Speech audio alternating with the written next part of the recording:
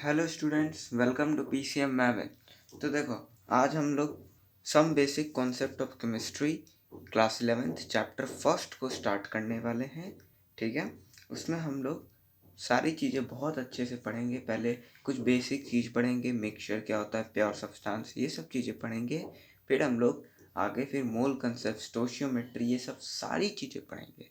ठीक है, तो सब बेसिक कॉन्सेप्ट ऑफ केमिस्ट्री में पूरे बेसिक कॉन्सेप्ट को मैं आपको इस वीडियो के ज़रिए बता दूंगा। इस वीडियो मतलब बहुत सारे वीडियोस आने वाले बनेंगे। ठीक है, उसमें आपको पूरी बेसिक कॉन्सेप्ट तो आपको समझ में आ ही जाएगा। ठीक है, तो सबसे पहले केमिस्ट्री मैटर से स्टार्ट होती है। तो यहाँ से हम लोग भी अपने लेक्चर को स्टार्ट करते हैं। तो बने रहिए हमारे साथ। और अगर आपको हमारे और वीडियोस चाहिए तो आप हमारे चैनल पर जा सकते हैं। तो चलिए स्टार्ट करते हैं। मैटर, देखो, मैटर के दो क्लासिफिकेशन हमने शुरू से पढ़ते आ रहे हैं। क्लास 9th में भी हमने पढ़ा था कि मैटर के दो क्लासिफिकेशन है, एक है फिजिकल, एक है केमिकल। ठीक है, फिजिकली और केमिकली जो प्रॉपर्टीज़ है मैटर की, वो हम लोग पढ़ेंगे आज के इस लेक्चर में। ठीक है, और कुछ एटम के बारे में भी पढ़ेंगे। ठीक है, देखो, फिजिकल में आता है सॉलिड, लिक्विड, गैस। एक आता है प्लाज्मा और बोस-आइंस्टीन कंडेंसेट, तो वो भी मैं बता दूंगा। ठीक है, केमिकल में देखो क्या आता है। एक तो केमिकल बटा हुआ है प्योर सब्सटेंस में और इम्प्योर सब्सटेंस में। प्योर सब्सटेंस भी बटा हुआ है एलिमेंट्स में और कंपाउंड्स में, जबकि इम्प्योर सब्सटेंस देखोगे बटा हुआ है मिक्सचर में, और मिक्सचर बटा हुआ है होमोजीनियस और हेट्रोजीनियस। तो आइए हम लोग साथ साथ एक एक करके फिजिकल और केमिकल प्रॉपर्टीज मैटर के पढ़ते हैं।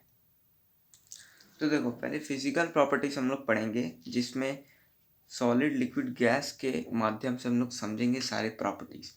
पहला है शेप, कि देखो सॉलिड का शेप क्या होता है, फिक्स होता है, उसका शेप फिक्स होगा। ठीक है, लिक्विड का फिक्स नहीं होता है, उसको जिस भी वेसल में रखोगे उसका शेप ले लेता है वो। गैस का भी फिक्स नहीं होता है, वो तो इधर उधर ही घूमते रहता है गैस। तो इसका भी फिक्स नहीं होता है, इसका भी फिक्स नहीं होता, लेकिन सॉलिड का फिक्स होता है क्या, शेप। तो ये सब चीज़ तो बताने की जरूरत नहीं है, तुरंत तुरंत बता देता हूँ। वॉल्यूम देखो, अब सॉलिड का जब शेप फिक्स है तो वॉल्यूम भी तो फिक्स होगा। लिक्विड का भी वॉल्यूम फिक्स ही होता है। ठीक है, अगर आप एक कंटेनर में 100 ml लिक्विड कोई लेते हो, ठीक है, तो वो 100 ही ml रहेगा ना, वो बढ़ेगा थोड़ी ना। लेकिन अगर आप गैस के मॉलिक्यूल्स रहते हो या गैस लेते हो, तो उसमें क्या होगा ना, कि गैस तो रहेंगे ही, लेकिन कितने रहेंगे आपको पता नहीं है। ठीक है, और उसके बाद फिर क्या है ना, कंटेनर तो उसमें तो कोई भी गैस कितना भी ऑक्यूपाई कर सकता है, तो इसका कोई वॉल्यूम फिक्स नहीं होता। ठीक है, अब इंटरमॉलिक्यूलर फोर्स ऑफ अट्रैक्शन है, मतलब सॉलिड में देखोगे तो इंटरमॉलिक्यूलर फोर्स ऑफ अट्रैक्शन बहुत ज़्यादा है। मतलब सॉलिड क्यों, जैसे सॉलिड के अंदर, ठीक है, जैसे टेबल में आप उंगली घुसाना चाहोगे लेकिन नहीं घुसेगा, क्यों, क्योंकि वहाँ इंटरमॉलिक्यूलर फोर्स ऑफ अट्रैक्शन बहुत ज़्यादा है। सॉलिड में हर एक पार्टिकल्स आपस में बहुत ज़्यादा ही चिपके हुए रहते हैं, तो इसीलिए सॉलिड में जो फोर्स ऑफ अट्रैक्शन है दोनों बीच के पार्टिकल्स का, वो बहुत हाई होता है। लिक्विड में मीडियम होता है, ना ही ज़्यादा होता है ना ही कम होता है। गैस में तो एकदम हम लोग नेग्लिजिबल मानते हैं, बहुत ही कम होता है गैस में। क्यों, क्योंकि हमें पता है गैस क्या होते हैं, इधर उधर घूमते रहते हैं, तो उनमें तो कमी होगा। अगर ज़्यादा होता तो वो आपस में वो भी चिपके रहते। ठीक है, अब आते हैं हम लोग कंप्रेसिबिलिटी। तो कंप्रेसिबिलिटी भी बताने की जरूरत नहीं है, सॉलिड थोड़ी कंप्रेस होगा, अगर उसका इंटरमॉलिक्यूलर फोर्स ऑफ अट्रैक्शन ही बहुत ज़्यादा है तो वो कंप्रेस नहीं होगा। लिक्विड भी कंप्रेस नहीं होता है, कंप्रेस हो सकता है गैस, और गैस को हम लोग इतना भी कंप्रेस कर सकते हैं कि इसका लिक्विफिकेशन या लिक्विड भी बन जाता है। अगर तुम गैस को बहुत ज़्यादा हाई प्रेशर पे कंप्रेस कर दोगे, ठीक है, तो वो उसका टेम्परेचर कम हो जाएगा और वो लिक्विड में बदल जाएगा। ठीक है, तो देखो यहाँ पे एक और प्रॉपर्टी है मेल्टिंग पॉइंट और बॉइलिंग पॉइंट का। इसमें देखो सॉलिड का जो मेल्टिंग पॉइंट होता है वो रूम टेम्परेचर से ज़्यादा होता है, इसीलिए सॉलिड को जब हम लोग रूम में रखते हैं तो वो थोड़ी पिघल जाता है। टेबल को रूम में रखा हुआ वो थोड़ी पिघल जाएगा, नहीं। ठीक है, तो सॉलिड का जो generally room temperature melting point होता है, मेल्ट होने का पॉइंट, वो रूम टेम्परेचर से ज़्यादा होता है। अब बॉइलिंग पॉइंट भी रूम टेम्परेचर से ज़्यादा होता है सॉलिड का, ठीक है। अच्छा, लिक्विड का देखो तो मेल्टिंग पॉइंट रूम टेम्परेचर से कम होता है, इसीलिए लिक्विड में मेल्ट हो जाता है, ठीक है। रूम टेम्परेचर में देखोगे तो बॉइलिंग पॉइंट उसका ज़्यादा होगा, इसीलिए लिक्विड बनाने के लिए बॉइलिंग रूम टेम्परेचर ज़्यादा हमको बॉइलिंग पॉइंट चाहिए, ठीक है। गैस में देखोगे मेल्टिंग पॉइंट से कम होगा मेल्टिंग पॉइंट कम होगा रूम टेम्परेचर से, और बॉइलिंग पॉइंट भी कम होगा रूम टेम्परेचर से, ठीक है। अच्छा, ये सब तो जनरल बात थी, आप लोग को समझ में आ ही गया होगा। अब हम लोग प्लाज्मा की बात करते हैं। सॉलिड लिक्विड गैस की बात कर लिया हमने, अब हम लोग करेंगे प्लाज्मा की बात। अब ये प्लाज्मा क्या है, देखो हम लोग को पता है सॉलिड से लिक्विड, लिक्विड से गैस। सॉलिड से लिक्विड बनाते हैं तो क्या होता है, मेल्टिंग। लिक्विड से गैस बनाते हैं तो क्या होता है, क्या प्रोसेस बोलते हैं, वेपराइजेशन। अगर गैस से लिक्विड बनाओ तो कंडेंसेशन, और लिक्विड से सॉलिड बनाना हो तो फ्रीजिंग। अगर देखो सॉलिड से डायरेक्ट गैस बनाना हो तो होता है सब्लिमेशन, सबको पता होगा कपूर में होता है ये, ठीक है। गैस से सॉलिड बनाना हो तो होता है डिपोजिशन, ठीक है। डिपॉजिट करने से गैस जो है ना सॉलिड बन जाता है, समझे, ठीक है। अब हम लोग प्लाज्मा क्या होता है, सॉरी सॉरी तो देखो प्लाज्मा क्या होता है, प्लाज्मा क्या कुछ नहीं होता है, जब गैसेस को हाई टेम्परेचर पे आयोनाइज कर देते हो तुम, आयंस में कन्वर्ट कर देते हो तुम, ठीक है। जैसे बादल ये सब में वही चीज़ होता है, ठीक है। गैसेस को अगर तुम आयोनाइज कर देते हो तो वो देखो, यह गैसेस थे, इसे इलेक्ट्रॉन निकल गया तो ये आयोनाइज हो गया, और ये बहुत हाई टेम्परेचर पे होता है, तो उसी स्टेट को हम लोग क्या बोलेंगे, प्लाज्मा बोलेंगे। समझ में आया, ठीक है। इसी स्टेट को क्या बोलेंगे हम लोग, प्लाज्मा बोलेंगे, ठीक है। तो प्लाज्मा क्या होता है, जब हाई टेम्परेचर में हम लोग गैस को आयोनाइज कर देते हैं तो उसको प्लाज्मा बोलते हैं, और फिर उसी गैस को अगर तुम डियोनाइज कर दोगे तो फिर से वो गैस बन जाएगा, ठीक है। जैसे बादल ये सब में वही तो होता है, जब पॉजिटिव चार्जेस नेगेटिव चार्जेस आपस में हड़बड़ाते हैं ना बादल में, तो यहाँ भी आयोनाइज हो जाता है वहाँ का एयर, और आयोनाइज होने से चलते उसी को हम लोग प्लाज्मा बोल देते हैं, समझे, ठीक है। आगे हम लोग पढ़ेंगे बोस आइंस्टीन कंडेंसेट। ये बोस आइंस्टीन कंडेंसेट क्या है, तो देखो सत्येंद्र नाथ बोस और आइंस्टीन दोनों मिलकर ये स्टेट बताए थे मैटर का। इन्होंने बताया था कि बहुत कम टेम्परेचर है, this state exist very low temperature, almost 0 kelvin, okay नहीं है ये, 0 केल्विन है। तो इन्होंने क्या बताया था कि वैसा स्टेट जो बहुत कम लो टेम्परेचर पे हो, ठीक है, लगभग 0 केल्विन मतलब -273 डिग्री सेल्सियस, तो उतने कम पे कोई भी स्टेट हो ना, तो वो जो मैटर होगा वो बोस आइंस्टीन कंडेंसेट कहलाएगा, ठीक है। अब हम लोग पढ़ेंगे केमिकल प्रॉपर्टीज ऑफ मैटर। तो केमिकल प्रॉपर्टीज में हमने पढ़ा था कि उसमें एक प्योर होता है और एक मिक्सचर होता है। प्योर सब्सटेंस में भी एक होता है एलिमेंट, एक होता है कंपाउंड, इसके बारे में हम लोग डिस्कस करेंगे।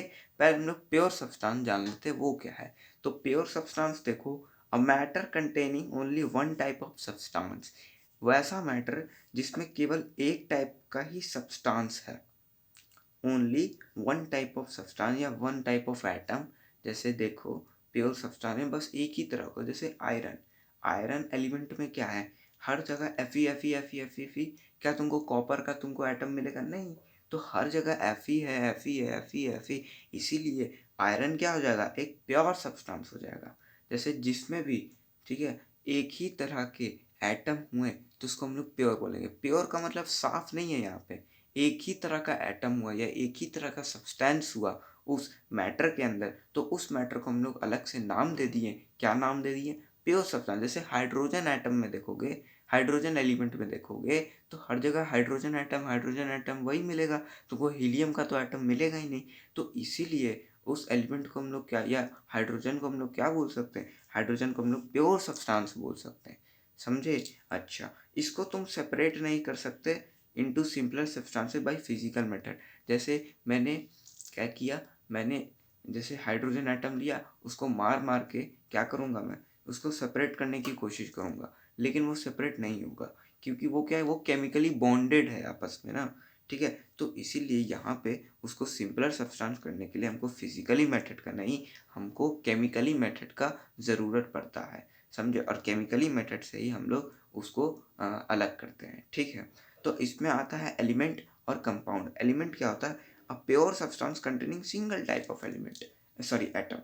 तो एक वैसा प्योर सब्सटेंस क्या, जिसमें एक टाइप ऑफ सब्सटेंस हो।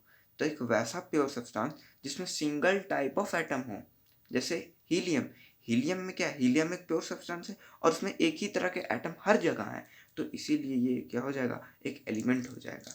हीलियम भी एक एलिमेंट है, हाइड्रोजन भी एक एलिमेंट है, सोडियम भी एक एलिमेंट है, पोटेशियम भी एलिमेंट है, O2 भी एलिमेंट है। कैसे?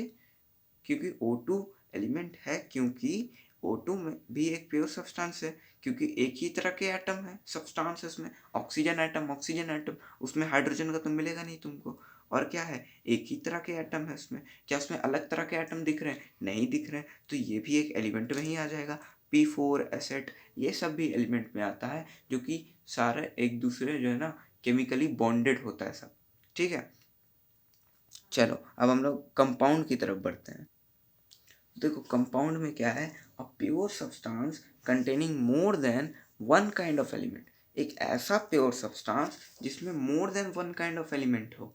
मतलब प्योर सब्सटेंस तो पता है आपको, और उसमें क्या हो कि एक से ज़्यादा एलिमेंट्स हो, ठीक है। मोर than one kind of element, बहुत एक से ज़्यादा एलिमेंट हो, ठीक है, जो कि एक फिक्स्ड मास में क्या हो? एक फिक्स्ड मास में कंबाइन हो। जैसे H2O हम मान लेते हैं। H2O क्या है? एक, ठीक है, देखो हाइड्रोजन एक है प्योर सब्सटेंस, ऑक्सीजन भी है एक प्योर सब्सटेंस, दोनों मिले हुए हैं, ठीक है, और दोनों मिले हुए हैं एक फिक्स्ड मास रेशियो में। H2O का देखोगे, उसका मास निकालना तो हमने क्लास 9th में पढ़ा था कि H2O का जो हम लोग मास रेशियो निकालते हैं वो 1:8 आता है। जैसे ये देखो H2O, ठीक है, तो हाइड्रोजन क्या होता है? 1, तो यहाँ पे 2 हाइड्रोजन होता है 2, और ऑक्सीजन का होता है 16, तो इसको काटोगे तो 1:8 आएगा ना। तो 1:8 क्या है? मास रेशियो है किसका? H2O का। तो देखो ये हमेशा फिक्स्ड मास रेशियो में ही H2O बनता है। जैसे तुम अमेरिका में चले जाओ, अमेरिका में क्या होगा? अमेरिका में भी वाटर को कैसे बनाया जाएगा? H2O से ही बनाएगा, ये नहीं कि HO से ही बना देगा, ठीक है। अगर तुम रशिया चले जाओ तो रशिया में क्या होगा कि H2O ही से बनाएगा, ये नहीं कि हाइड्रोजन का 3 एटम लेगा, ऑक्सीजन का एक से ही बना देगा, ऐसा तो नहीं होगा। तो ये क्या होगा? हर जगह पूरे ब्रह्मांड में ये क्या होगा? यूनिवर्सल कांस्टेंट होगा, यूनिवर्सल सेम होगा ये हर जगह। अगर तुमको पानी बनाना है तो H2O तुमको हाइड्रोजन का 2 मॉलिक्यूल और ऑक्सीजन का एक तो चाहिए ही, ठीक है, एक तो एकदम चाहिए, ठीक है, 2 मॉलिक्यूल बोल रहा हूँ, H2 2 एटम, ठीक है, तो तुमको तो चाहिए ही, समझे। तो एक तो ये तो चाहिए, तो ये फिक्स्ड मास में ये हर जगह कांस्टेंट है, इसका मास क्या है? कांस्टेंट है। तो प्योर सब्सटेंस जिसमें एक से ज़्यादा एलिमेंट हो, ठीक है, तो एक से ज़्यादा एलिमेंट हो और वो जो है ना कंबाइन किया हुआ है एक फिक्स्ड मास रेशियो में, तो वो तो एक प्योर सब्सटेंस कहलाएगा ही, वो कंपाउंड कहला जाएगा। जैसे HCl, जैसे H2SO4, NH3, ये सारी चीज़ें, ठीक है, ये भी क्या है? सब प्योर सब्सटेंस ही है, लेकिन फिक्स्ड रेशियो में बटी हुई है। इस रेशियो को कभी भी तुम चेंज करोगे तो वो दूसरा चीज़ बन जाएगा, ठीक है। तो ये फिक्स्ड रेशियो में बटा हुआ है और इसीलिए इसको हम लोग कंपाउंड बोल देते हैं। तो अब आप लोग को डेफिनेशन एकदम क्लियर हो जाना चाहिए, मैंने बहुत अच्छे से बताने की कोशिश की है। अच्छा, the property of the compound is different from their constituent elements. ये क्या बोल रखा है? देखो कंपाउंड का जो प्रॉपर्टी होता है उसके कॉन्स्टिट्यूएंट एलिमेंट से या मटेरियल से अलग होता है। जैसे देखो यहाँ पे कि मान लो हमने एक x एलिमेंट लिया और हमने एक y एलिमेंट लिया, इन दोनों एलिमेंट को हमने रिएक्ट करवाया और एक कंपाउंड बनाया, कंपाउंड का नाम कंपाउंड जेड बना, ठीक है। तो देखो जेड जो होगा, जो कंपाउंड बना है ना, वो इसके प्रॉपर्टी से भी अलग होगा और इसके प्रॉपर्टी से भी अलग होगा। मतलब इन दोनों का कोई भी सेम प्रॉपर्टी ये कंपाउंड नहीं रखेगा। तो यहाँ पे यही है, जो कंपाउंड का जो प्रॉपर्टी होगा वो उसके कॉन्स्टिट्यूएंट एलिमेंट्स, ये कॉन्स्टिट्यूएंट जो उससे बने हैं, ठीक है, तो ये होगा कॉन्स्टिट्यूएंट एलिमेंट्स, उससे क्या होगा? उसका प्रॉपर्टी अलग होगा, समझे। समझे? अच्छा, कंपाउंड को तुम सिंपलर सब्सटेंस में केमिकल मेथड से तुम सेपरेट कर सकते हो। इसको अगर फिजिकल से करोगे तो तुम्हें तो नहीं होगा। ये नहीं कि मैं कंपाउंड को मारूं ये सही हो जाएगा, नहीं, ऐसा नहीं होता। कंपाउंड को तुमको सेपरेट करना पड़ेगा। अगर तुमको करना है तो केमिकल मेथड अपनाना पड़ेगा। ठीक है, अब हम लोग मिक्सचर पे आते हैं। तो देखो, मिक्सचर क्या है? A matter which consist of more than one type of substance in any ratio। मतलब ये कंपाउंड का ही थोड़ा सा अलग पार्ट है। क्या है कि एक ऐसा मैटर जिसमें more than one type of substance हो, more than one type of elements तो हो, लेकिन किसी भी रेशियो में, कोई भी रेशियो चल जाए। ठीक है, जैसे चीनी और पानी। अगर तुम पानी में चीनी डालते हो तो तुम कितना भी डाल सकते हो, उसमें तो कोई फिक्स नहीं है। तुम 5 ग्राम चीनी डालो या तुम 50 ग्राम चीनी डालो, तुम चीनी तो कितना भी डाल सकते हो, कोई दिक्कत नहीं है। ठीक है, तो मिक्सचर वही होता है कि तुम किसी भी रेशियो में सॉल्वेंट और सॉल्यूट को मिला दो। ठीक है, तो उसी को हम लोग मिक्सचर बोलते हैं। इसका कोई फिक्स नहीं होता। ये नहीं कि तुम अमेरिका में जाओगे तो तुमको यही करना पड़ेगा, नहीं, इसमें तुम कुछ भी कितने भी रेशियो में कर सकते हो। ठीक है, तो यही होता है हमारा मिक्सचर, समझे? अच्छा, दूसरा क्या है इसका कि the property of the mixture the property of इस कॉन्स्टिट्यूएंट। बिल्कुल, इसका क्या था कंपाउंड का कि कंपाउंड जो था वो इन दोनों के प्रॉपर्टी से अलग था। लेकिन मिक्सचर में क्या होगा ना कि x प्लस वाई अगर हम लोग एलिमेंट में मिलाते हैं और कोई मिक्सचर बना रहे हैं तो ये मिक्सचर एक्स वाई बनेगा। क्यों? क्योंकि ये जो मिक्सचर है ना वो इन दोनों के प्रॉपर्टीज लेकर आएगा, समझे? इन दोनों के प्रॉपर्टीज लेकर आएगा वो। ठीक है, तो यही है कि जो मिक्सचर का जो प्रॉपर्टी होगा वो सेम होगा उसके कॉन्स्टिट्यूएंट मटेरियल से। ठीक है, this can be separated into its substance by physical method. Physical method से तुम उसको सेपरेट कर सकते हो, यहाँ पे सेपरेट हो जाएगा। ठीक है, it is classified into two types, homogeneous and heterogeneous. मतलब इसको तुम दो तरह से क्लासीफाई कर सकते हो। मतलब मिक्सचर के भी दो प्रकार हैं, एक होमोजीनियस और एक हेट्रोजीनियस। होमोजीनियस देखो क्या होता है। होमोजीनियस होता है एक ऐसा मिक्सचर जिसका पूरा सेम कॉम्पोजिशन है थ्रू आउट। मतलब एक जार लिए और उसमें हम क्या किए, एक होमोजीनियस मिक्सचर बनाए।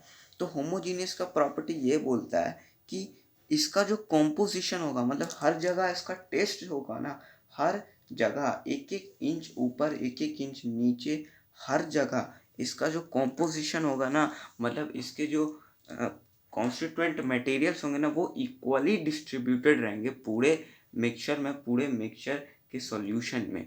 ठीक है, तो होमोजीनियस ही होता है। जैसे चीनी पानी क्या होता, सॉरी, हाँ, चीनी पानी भी है, नमक पानी भी है, एलॉय भी है।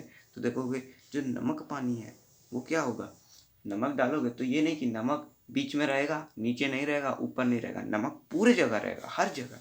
ठीक है, तो वही हो गया होमोजीनियस। जैसे एलॉय की बात करें, एलॉय क्या होता है, जब दो तीन एलिमेंट्स को मिलाकर हम कोई नया प्रोडक्ट तैयार करते हैं तो उसको हम एलॉय बोल देते हैं। ठीक है, तो एलॉय क्या होता है कि एलॉय भी, उसमें भी जो कंपोनेंट होते हैं वो वेल डिस्ट्रीब्यूटेड होते हैं। मान लो कोई ऐसा कंपोनेंट है जो कोना में पड़ा हुआ है तो वो तो अच्छा भी नहीं लगेगा। तो इसलिए एलॉय में भी पूरा हर जगह वेल डिस्ट्रीब्यूटेड होता है, इक्वली डिस्ट्रीब्यूटेड होता है, इसको ऐसा तैयार किया जाता है। और जैसे शुगर वाटर, ये भी क्या होगा, ये भी वैसा ही होगा। ठीक है, हेट्रोजीनियस की बात करें तो आपको तो अब समझ ही में आ गया होगा कि वैसा मिक्सचर जिसमें अलग अलग कॉम्पोजिशन हो। जैसे हम लोग एक वाटर में क्या डाल दिए, सैंड, बालू डाल दिए, तो देखो नीचे में बालू बैठ जाएगा, बालू पूरा नीचे रहेगा लेकिन ऊपर में पानी में बालू ही नहीं रहेगा। ठीक है, तो इसमें अलग अलग कॉम्पोजिशन हो गया ना। तो यही हो गया कि मिक्सचर में जिसमें कॉम्पोजिशन अलग अलग हो हर जगह तो वो हम हेट्रोजीनियस मिक्सचर बोल देंगे। जैसे वाटर प्लस सैंड, ब्लड भी क्या होता है, अलग अलग कॉम्पोजिशन होता है हर जगह ब्लड में, तो ये भी हेट्रोजीनियस में आ गया।